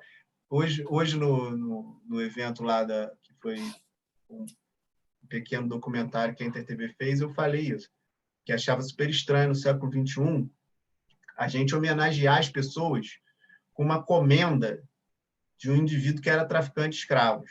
Então, homenagear alguém hoje, no século XXI, com a medalha que leva o nome de um escravista, para mim é um... Quer dizer, a gente é que está no tempo do barão, não é o barão que está na frente do seu tempo. A gente que ainda está no tempo dele, né? Então, assim, eu falei isso e tal, mas tem uma outra coisa que eu estou gostando de falar, Bessa, também, que é a questão da Praça do Suspiro, né? Porque a Praça do Suspiro, no dia da abolição, no 13 de maio, ela recebeu o nome de Praça 13 de Maio. E não existe em Friburgo nenhum monumento, nada que lembre a luta dos escravos. Interessante essa Então, para abordagem. mim, se algum dia alguém tiver a coragem de voltar esse nome e colocar o nome da Praça do Suspiro de Praça 13 de Maio, vai ser uma vitória enorme. Por conta de que a gente precisa ter isso nas ruas, as pessoas precisam passar e olhar alguma coisa e falar assim, olha, aquilo ali é um monumento aos escravos. Representa, exato. Aquilo ali é uma praça que homenageia a abolição. Tem uma representação, isso aí. Exatamente. Mas aí, Rodrigo, vai ter que ter Concordo. a autocrítica dos suíços e dos alemães, porque eles se colocam aqui como pessoas com famílias que estão acima dos brasileiros originários que tinham escravos, como a gente viu, inclusive, na primeira aula, que os suíços falavam, olha, os brasileiros têm escravos, mas eles também tinham escravos, entendeu? Só que eles não assumiam isso. Então, para a gente conseguir essa evolução, é igual a discussão que está tendo lá em Niterói agora. Teve um vereador lá que votou contra e disse que vai judicializar a alteração do nome de Coronel Moreira César para Paulo Gustavo, ou seja, o corta-cabeças ainda está criando raízes lá em Niterói, entendeu? É um negócio complicado a gente conciliar o passado, vendo os erros e tentar fazer uma homenagem decente hoje em dia. Em qualquer lugar do Brasil está difícil. Mas eu acho que isso nem seria, Leonardo, né? Na verdade, uma homenagem. Seria como é que eu posso dizer? Uma lembrança, né? Restabelecimento do nome verdadeiro da praça. Porque a praça passou a se chamar do Suspiro na República para apagar a marca da escravidão, que foi o que a República tentou fazer no Brasil inteiro. Pô, gente, eu já tive num congresso em Natal em que um cara de Catulé do Rocha, depois procura aí no mapa se tem ou não tem, Catulé do Rocha, interior da Bahia. E o cara falou, não, lá na minha localidade tentaram apagar a escravidão. Mas, se tentaram apagar a escravidão no interior da Bahia, né? Imagina no Paraná, né? E nesse congresso, isso foi uníssono. Depois veio uma menina do sul do país e disse a mesma coisa. A minha cidade teve... Aí eu falei, gente, isso tá, né? Isso é comum. Durante a República, a tentativa de apagar essa questão da escravidão, né? Tanto que o próprio Rui Barbosa, lá por conta dessa questão da indenização, meteu fogo em um monte de documentos. Esse negócio de botar fogo em documento é um negócio assim, muito característico. Né? Tem um livro do cartório do segundo ofício, você vem assim, 1, 2, 3, 12, 14, 15, opa, mas cadê o livro 13 aqui? Não, o livro 13, o antigo tabelião aí botou fogo. Cachoeira, em Itaboraí, botaram em tudo. Não tem atas da Câmara em Itaboraí. Quando eu comecei esse trabalho das atas aqui para Friburgo, eu perguntei para esse meu amigo, falei, cara, você não tem como pesquisar aí nas atas da Câmara de Itaboraí? Porque, pô, as atas da Câmara são um baita documento. Ele falou, não, cara, século XX botaram fogo em tudo. Né? Então apaga-se aí um grande reservatório de história possível, né? Acho que é isso. Estou aí para as dúvidas. E aquele trabalho que a gente começou a fazer lá no fórum, né? De separação daqueles documentos todos. No final das contas, tiraram tudo dali, levaram para um outro arquivo que eu nem sei, né? Tá entre Itaipava e o arquivo lá de São Cristóvão, né? Você tem que pedir, eles reservam lá em São Cristóvão, em Itaipava, e mandam para São Cristóvão. Aí você tem um dia lá certo para marcar. Só que o problema todo é que, tipo assim, você não olha um catálogo com o que tem. Você tem que atirar no escuro, entendeu? Então, desculpa aqui, ó, eu chego lá e falo assim, eu queria pesquisar sobre um cara chamado Leonardo de Castro. Aí o cara bota lá no sistema dele, Leonardo de Castro, se tiver alguma coisa, aparece, se não tiver, não aparece. Agora, e se Leonardo de Castro aparece no meio de um documento? Isso é um problema. Então, você nunca vai saber se o cara está envolvido lá no meio do processo. Se ele sabe, foi envolvido no meio do negócio, já era. E outra coisa, por exemplo, problemas, isso já de catalogação, né? Catalogaram lá um livro do cartório como sendo um inventário, porque o primeiro documento na capa do livro do cartório era um inventário registrado em cartório. Só que você pega o livro assim, aí o segundo documento é uma carta de alforria, o terceiro documento é uma compra de fazenda, o quarto documento... Aí você... Como é que... Entendeu? Como é que o sujeito... Eu descobri isso porque eu por algum acaso, pedi um nome que estava na capa desse livro do cartório. Entendeu? E é um livro de antes de 1820. Ele pega 1819, então é um livro bastante interessante sobre o cartório, né? Pega Ô, Rodrigo, antes da chegada. meu irmão se formou em biblioteconomia pela UF e ele fez estágio no Arquivo Nacional. Ele falava que tinha um servidor, que era o mais antigo, que já tinha pedido para aposentar e não davam aposentadoria para ele, porque só ele sabia onde estavam as coisas. Não tinha a menor condição de se achar, sem ele, qualquer coisa no Arquivo Nacional. A informatização se deu em menos de 10 anos. Para você ver, assim, a gente tem um problema de catalogação muito no Brasil, é muito problemático isso. Sem contar as condições, né? No Arquivo Nacional, por exemplo, você ainda consegue, vai bem. Mas eu já peguei uns arquivos assim, né? Bem complicados. O arquivo mesmo do cartório do segundo ofício foi um trabalho bastante complicado, né? Porque, estava sujo, né? Quando eu digo sujo, assim, não é sujeira que, sabe, você tira... Não, o papel já está num nível de fungo, sabe, se você não usar uma máscara, uma luva, você sai dali contaminado mesmo, né? Você pode ter doença séria mesmo. Assim, barata, né? Baratinha, assim. Teve um dia que eu abri um livro lá para as meninas aí, né? São as 12 baratas do livro. Eu falei com a moça do cartório, né?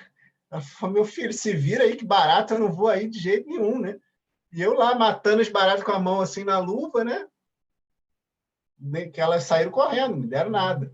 E lá eu tinha essa possibilidade. Pegava um livro às 10h30 da manhã, tinha que entregar o livro meio-dia, e aí eu tinha que fotografar esse livro. E eu tinha um espaço assim que, vamos dizer, de uma mesa de bar, né? Sem um pedestal legal para botar a máquina, sei lá, fiz tudo na mão.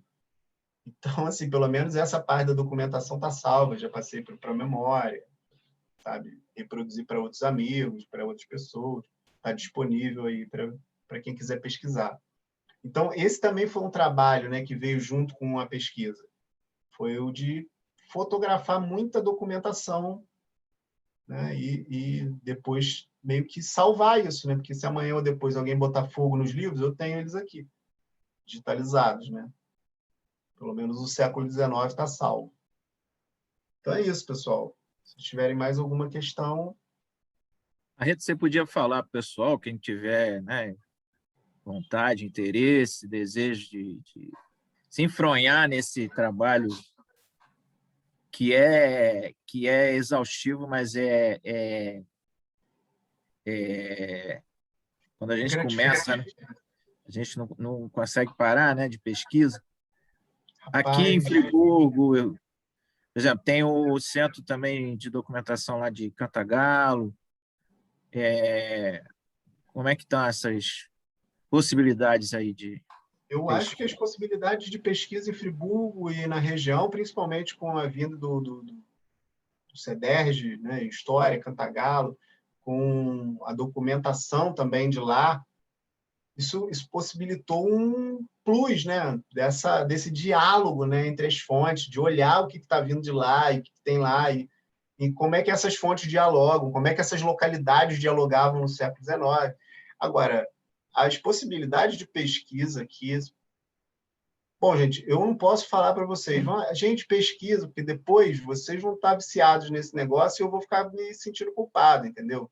Quando tiver um dia azul, de sol, um sábado legal, vocês olharem para a janela e falarem assim, não, cara, vou sentar ali e vou ler um documento do século XIX, quem vai ficar culpado sou eu. Né? Ao invés de você estar numa cachoeira maravilhosa, tomando um banho de piscina com a família, você está sentado montando uma tabela sobre a economia de Nova Friburgo. Então, assim, cara, tem muita coisa legal para ser estudada aqui, fora essa brincadeira aí, mas é um oceano gigantesco, sabe? E dá para pensar muita coisa legal. Tem muito corpo documental que não foi nem, sabe, nem arranhado ainda. Né? Tem muita coisa para ser estudada. Por exemplo, tem um estudo para ser feito aí sobre as alforrias na segunda metade do século XIX, né, sobre o impacto do fim do tráfico de escravos, sobre, né, o impacto da lei de 1871, a lei do ventre livre, o que aconteceu com as alforrias. Né? Tem 1 milhão de trabalhos a serem feitos e, bom, é um trabalho gratificante, gente. Eu vou falar, eu sou bastante privilegiado para falar por isso, essa questão, porque a minha carreira acadêmica não poderia ter sido tão feliz quanto tem sido. Né? Eu fiz mestrado, fiz doutorado, tudo isso. Mas, poxa, eu publiquei esse box com essas 3 obras aqui, né? O do Rico,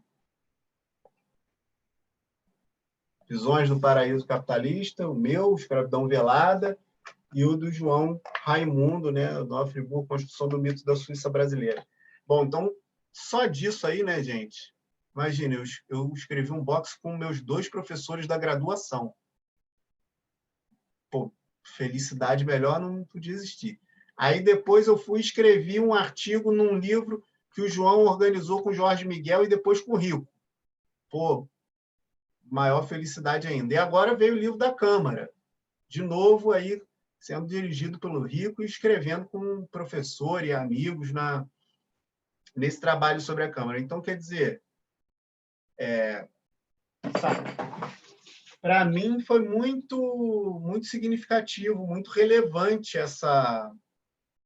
esse trabalho, sabe? Foi muito, sabe? É com muita felicidade que eu falo que fiz isso aí.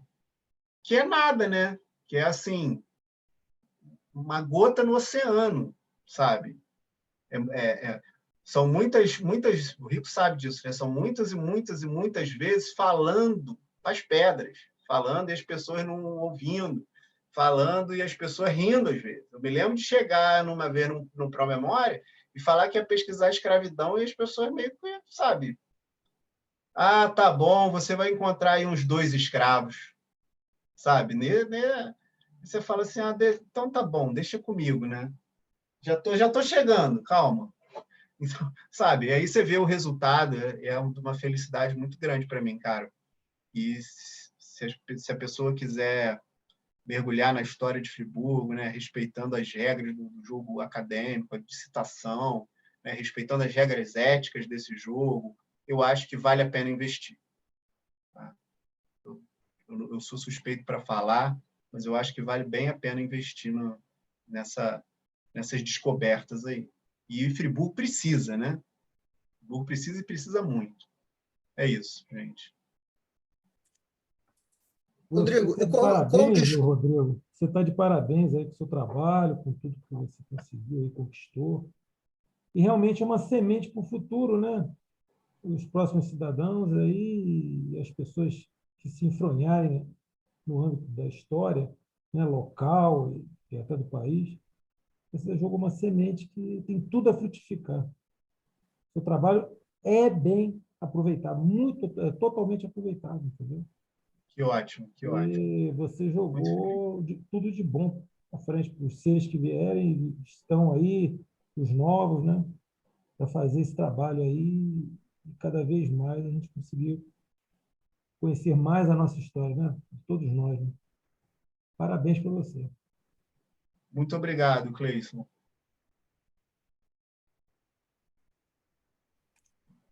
Leonardo ia falar? Não, eu ia, assim, eu estou aqui há 6 anos e eu sou advogado, estou advogado e advogando aqui na cidade, e eu tenho contato com alguns empresários e tal, e parece, e eu fiquei sabendo do boxe de vocês hoje, até já encomendei aqui, porque, assim, tudo que me chega através da história oficial de Nova Friburgo, os 200 anos. Então, eu li o livro, achei muito interessante a parte das revoltas que tiveram aqui. É, assim, vocês devem passar, assim, por não sei se o friburguense tem, a grande população friburguense, eu não estou falando estou falando de quem manda na cidade mesmo, se eles têm conhecimento da história de Nova Friburgo, e se eles têm, qual seria o discurso deles em relação a isso? Seria de manutenção na verdade, ignorar o passado e fingir que não existiu, continuar a vida, ou vocês percebem aí uma possibilidade de uma autocrítica familiar aí com uma redenção do passado? Se for possível isso também. E queria dizer, assim, fiquei muito grato, muito surpreso com o curso, meus parabéns a todos vocês, uma qualidade excepcional, e eu acho que devia levar isso para os colégios no Friburgo, porque é uma história muito rica, muito importante, para ficar só distrito aqui a gente, assim, a poucas pessoas. Eu achei sensacional mesmo, sou aluno de letras do consórcio CEDERJ também, estou apaixonado por letras, principalmente análise discursiva e semiótica, e eu acho assim que os colégios de Nova Friburgo, os particulares, os estaduais, eles teriam um ganho muito significativo se vocês invadissem a sala de aula. Meus parabéns aí. A luta é árdua, eu sei, é complicado, mas vamos lá que a gente precisa de vocês aí e do empenho de vocês aí, porque é difícil, eu sei que mas a gente vai conseguir minimizar, pelo menos, o racismo, a diferença, que é uma luta bem difícil aqui, principalmente aqui no Friburgo também. Parabéns aí para vocês. Com certeza, Leonardo, a gente está sentado num poço de conservadorismo, né, aqui em Friburgo. Né? Complicado falar de algo mais progressista aqui, ainda mais nesses quadros que a gente vive hoje. Mas, se é possível dialogar, eu acho que é. Eu quero acreditar que é possível, sabe? Hoje, por exemplo, nesse esse pequeno documentário da InterTV, eu terminei o documentário falando exatamente sobre a questão do Barão de Nova Friburgo e sobre a comenda Barão de Nova Friburgo, dizendo aquilo que eu já disse, né, que achava um absurdo alguém no século XXI receber um título de um escravista e ficar feliz, né? Fala assim, se você recebesse um título de um cara que era pedófilo, você ia ficar feliz? Aí a pessoa fala imediatamente, não, mas e de um escravista? Aí ela tem que pensar, aí ela fica nervosa. Ué, meu Deus, mas qual, sabe? Então tem que acabar com isso, cara. Imediatamente a gente tem que acabar com isso. As pessoas têm que entender isso, ponto. E o melhor disso tudo foi que a Câmara respondeu numa nota falando exatamente que não, a gente colocou o nome do barão é por conta dos feitos econômicos e da contribuição para o desenvolvimento do município e do Estado.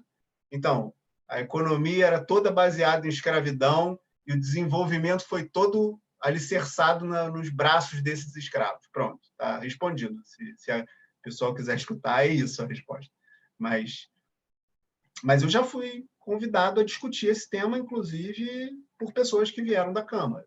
Né? Então, há a possibilidade, né, de você chegar a essas pessoas, elas precisam escutar. E essa coisa desse discurso negacionista, isso tem que cair por terra. Eu não estou discutindo, eu não estou trazendo ideias aqui, estou trazendo documentos, comprovações, sabe, de que isso aconteceu, de que isso não é legal em pleno século XXI. Alguém tem dúvida que escravidão não é legal no século XXI? Alguém cogita assim, não, escravidão, de repente, é legal. Alguém cogita isso? Se ninguém cogita que escravidão é legal, por que a gente usa o nome de um cara que escravizou, no mínimo aí que eu cheguei a 3.000 pessoas? Por que a gente vai fazer isso? A gente está no século XXI, pô. A gente não pode estar com a cabeça do século XIX ainda, entende? Essa é a maior dificuldade a ser dobrada aqui. Não é? Esse conservadorismo. Esse conservadorismo que eu estou dizendo não é nem nada de direita e esquerda, é só assim, o enrijecimento do pensamento. Eu não saio daqui e eu nem sei por que eu não saio daqui. Eu só não saio daqui porque aqui está confortável para mim, eu não quero me mexer. Então, a gente tem que começar a mexer a estrutura embaixo dessas pessoas para elas começarem a mexer junto com a estrutura. Até a hora que elas vão chegar, vão olhar e vão falar, opa, realmente, vamos botar o nome da Praça do Suspiro de novo, qual era o nome, entende? Então, acho que esse é um trabalho de formiguinha, né? Eu estou falando isso aí desde 2013, desde 2012, 2011. Agora que eu vejo as pessoas mais, sabe, quando eu chego assim e a questão da escravidão já não é mais uma surpresa, já é um fato. Isso já é um passo enorme, porque antes era uma surpresa, né? Mas é mesmo? E quantos tinham? E quantos é? Mas não sei o quê. Mas tinha mesmo? Sabe? Então, agora isso já não é mais uma descoberta. Então, assim, a gente vai passando para as outras fases. E eu acho que é bem possível, entendeu? Um vereador um assistente de algum vereador não vou citar nome porque acho fulanizar assim meio chato, né? Mas entrou em contato e perguntou essa coisa do Barão para mim. Eu falei exatamente isso que eu falei para vocês. E ele perguntou, o que você acha, então, de tirar o Barão, deixar a comenda Cidade de Nova Friburgo? Ótimo, tá ótimo. Não, né? Não está se referindo a ninguém, pronto, resolveu. Fica melhor assim do que do outro jeito. Aí ele falou que ia chamar para um debate e tal. A gente está esperando, né, com essa coisa da pandemia e tal, mas se tiver, a gente vai lá marcar a posição. Mas é isso mesmo, é pequenininho, um de cada vez. Às vezes, quando chega alguém ainda que desconfia, você tem que pegar, falar, né, pé de orelha, fala, vem cá, olha aqui, tal. Aí se convence, né? Mas o que mais me deixa preocupado hoje em dia é o tipo de educação negacionista que essas redes sociais obscuras aí ficam disseminando, né? Que falam que historiador, que é tudo narrativa, né? Isso é tudo narrativa. Quando o cara fala que isso tudo é narrativa, quer dizer, então nada é narrativa também, né? Porque, quer dizer... Tudo vale e nada vale. Isso tudo que eu estou falando aqui é só o que eu estou falando, não tem nada a ver com a documentação, é como se fosse isso. E não é.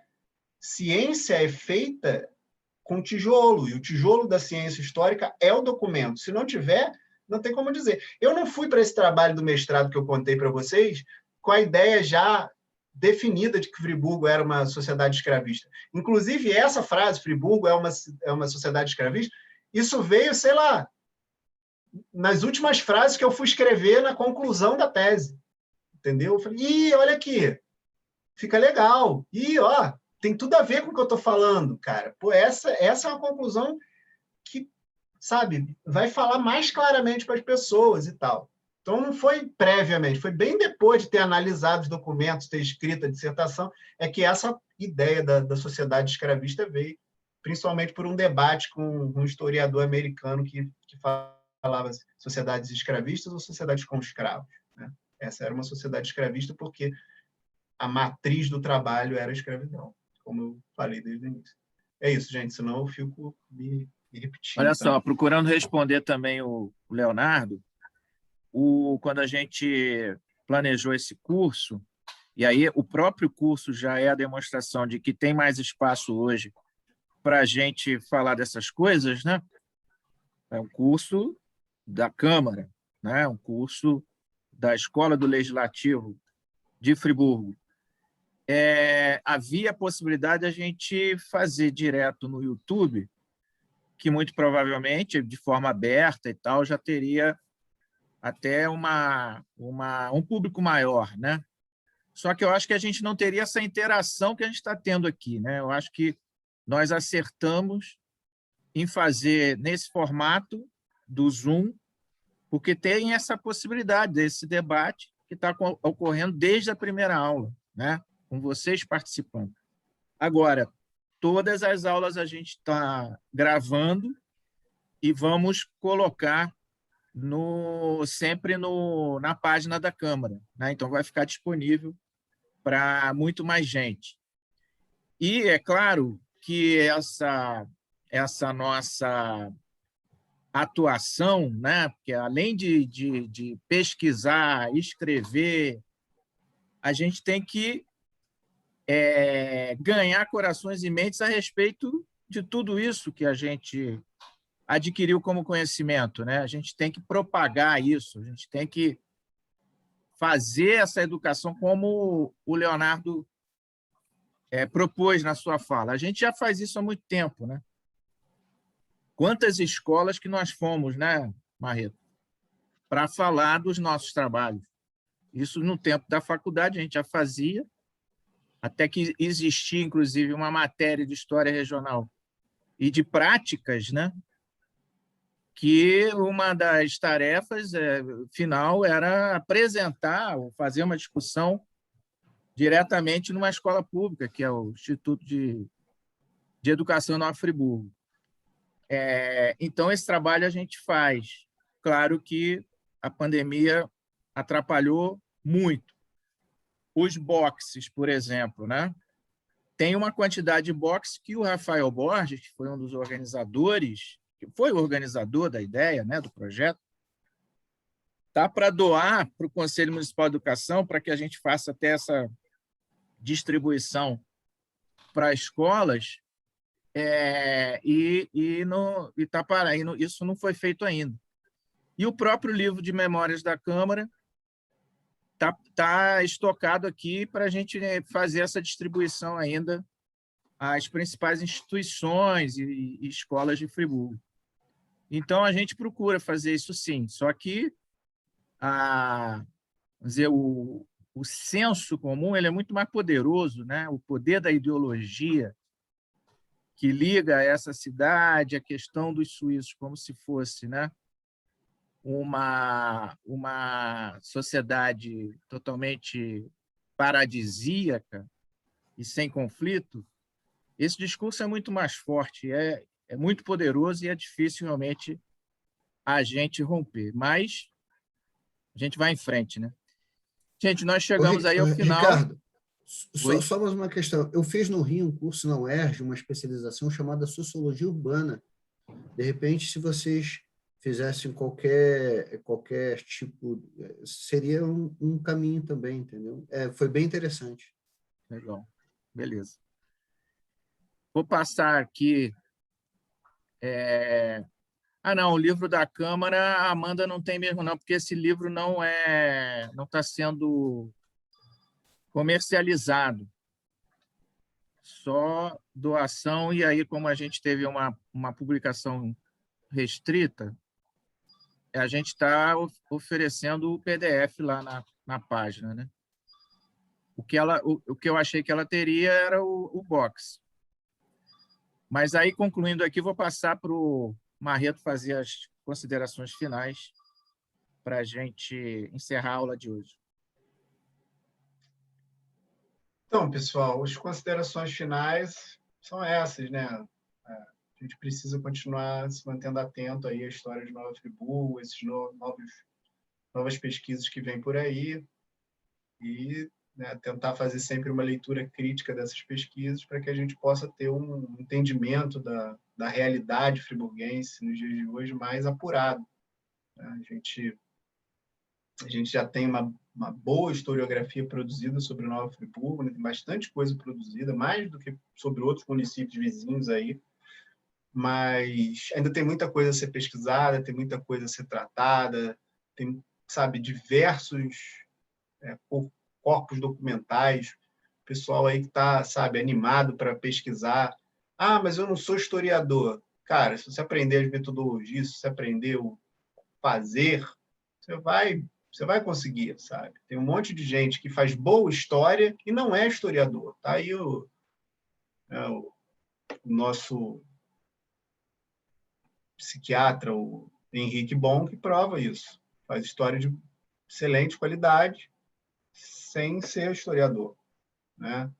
E então, acho que a gente pode se debruçar por isso aí e, né, e respeitando aquilo que veio antes, mantendo a ética, a gente pode produzir boa história de Nova Friburgo. É basicamente isso. O pessoal quer saber se você pode fornecer o seu contato. Posso, como eu vou fazer aqui? E-mail, né? Peraí. Fala aí que eu coloco no chat. Peraí, eu tô no chat também, só um minutinho, né? Peraí. Estamos no... não, bota aí. Não sei se vai aparecer no vídeo.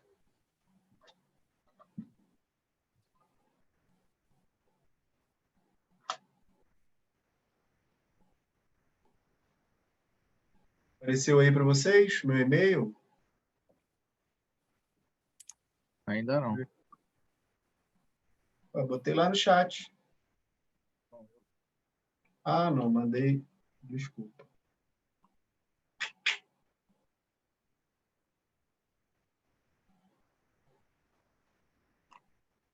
Eu não mandei para... Agora foi. Agora foi. rmmarreto com 2 T's @gmail.com. Anotado aí, gente? Então, mais uma vez, muito obrigado pela participação de vocês. Obrigado demais ao Marreto. E até segunda-feira estaremos aí com a Maria Janaína Botelho, às 4h de novo. Gente, um abração, um bom final de semana para todo mundo.